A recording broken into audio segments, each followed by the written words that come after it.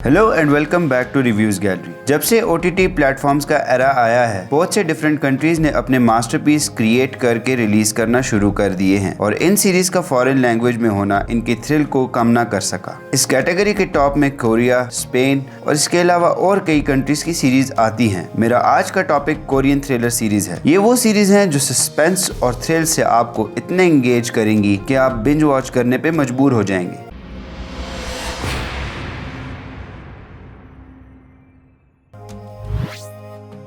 Number 10 पे हमारे पास है tale of the nine tail. Tale of the nine tail एक ड्रामा थ्रिलर है जिसकी स्टोरी इस कॉन्सेप्ट पे बेस्ड है कि एक नाइन टेल फॉक्स है जिसने एक guardian of mountain spirit back to दीगन की जगह ली होती है ताकि वो अपना ट्रू लव ढूंढ सके। स्टोरी स्टार्ट होती है ली यॉन से, जिसकी जगह नाइन टेल फॉक्स ने ली होती है। वो एक आफ्टर लाइफ इमिग्रेशन ऑफिसर और प्रोटेक्टर से मिलता है और वो दोनों मिल के नाइन टेल फॉक्स को ढूंढते हैं जिसने बहुत से इंसानों का लिवर खा के उनको मारा होता है। इस वेंचर में इन दोनों को एक TVC डायरेक्टर मिलती है जिसका नाम नैम जी आ होता है। यहाँ ही ऑन और जी आ के बीच और पास्ट में होने वाले सुपरनैचुरल इंसिडेंट्स सामने आते हैं जो कि आपको बहुत थ्रिलिंग और सिनेमैटिक लगेंगे। नंबर 9 पे हमारे पास आता है हेलबाउंड। हेलबाउंड एक फ्यूचरिस्टिक टीवी सीरीज है जो 2022 से 2027 के बीच में बेस्ड है। इसका सोल कॉन्सेप्ट ये है कि एंजल्स अपनी प्रोफेसीज, जिनको डिक्रीज कहा जाता है, उनको अर्थ पे भेजते हैं जो आउट ऑफ नोवेयर लोगों को हेल में भेजना शुरू कर देते हैं। और जब किसी के हेल में जाने का टाइम आता है तो 3 बड़े सुपरनैचुरल मॉन्स्टर्स उसको घसीट के हेल में ले जाते हैं। ये सीन बहुत सिनेमैटिकली अमेजिंग है और आप देखेंगे तो you will get goose bumps. यहाँ 2 ग्रुप्स बनते हैं जो लोगों के फियर से खेलते हैं और इस तरह स्टोरी का प्रेमिसेस बिल्ड होता है। इस सीरीज के 6 एपिसोड्स हैं। नंबर 8 पे आती है the silent sea. The silent sea एक साई-फाई ड्रामा थ्रिलर है जो कि आउटर स्पेस मिशन पे बेस्ड है जिसमें स्पेस एक्सप्लोरर्स को एक मिस्टीरियस सैंपल रिगेन करना होता है। स्टोरी के मेन लीड्स में साइंटिस्ट सोंग जिया, कैप्टन हान जुन जी और लेफ्टिनेंट टिया सियोक होते हैं। यहाँ लूनर फैसिलिटी में सोंग रिवील करती है कि यहाँ कुछ बहुत हिडियस हुआ होता है जिसने यहाँ के सारे स्टाफ को वाइप आउट कर दिया है। यहाँ उनको एक लूनर वाटर मिलता है जो बहुत इन्फेक्शियस होता है और उस वाटर को बचाने के लिए बहुत से इन्फेक्टेड लोग इस टीम पे हमला करते हैं और यूं स्टोरी का प्रेमिसेस बिल्ड होता है। इस सीरीज के 8 एपिसोड्स हैं। नंबर 7 पे आती है माय नेम। माय नेम अब तक की सबसे हाइप और एंटिसिपेटेड सीरीज है इस लिस्ट की। माय नेम एक क्राइम थ्रिलर है जो कि एक लड़की पे बेस्ड है जिसका नाम हान सू ही होता है। स्टोरी स्टार्ट होती है जब उसके फादर को मार दिया जाता है और वो ग्रीफ में डिसाइड करती है कि वो बदला लेगी। यहाँ वो एक क्राइम बॉस के साथ मिल जाती है जो उसे क्राइम की दुनिया में ले जाता है। स्टोरी स्टार्ट होती है जब वो पुलिस को as an undercover agent join करती है ताकि वो सच जान सके। ये सीरीज टेरिफिक एक्शन सीक्वेंसेस और थ्रिलर प्लॉट से भरपूर है और एक मस्ट वॉच है।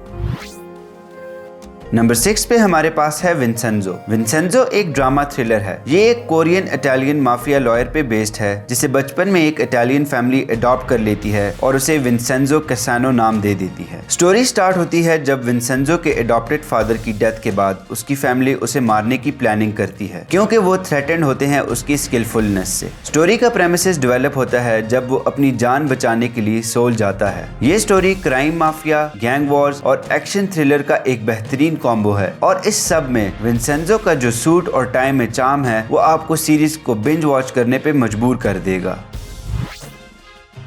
नंबर 5 पे आती है डीपी। डीपी एक मिलिट्री ड्रामा थ्रिलर है जो एक मिलिट्री ऑपरेशन पे बेस्ड है। इस मिलिट्री ऑपरेशन का एजेंडा ये होता है कि उन्होंने डेजर्टर्स को पकड़ना है। डेजर्टर्स वो मिलिट्री ग्रुप होता है जो एक मिशन के दौरान अचानक विदाउट परमिशन अपनी मिलिट्री छोड़ देते हैं। इस सीरीज का मेन फोकस कोरियन मिलिट्री की अनडिजायरेबल नेचर को सामने लाना है। इस सीरीज में आप मिलिट्री में होने वाली बुलिंग और हेजिंग और सर्वाइवल ऑफ फिटेस्ट का कॉन्सेप्ट देखेंगे जो कि बहुत एंगेजिंग और एंटरटेनिंग है।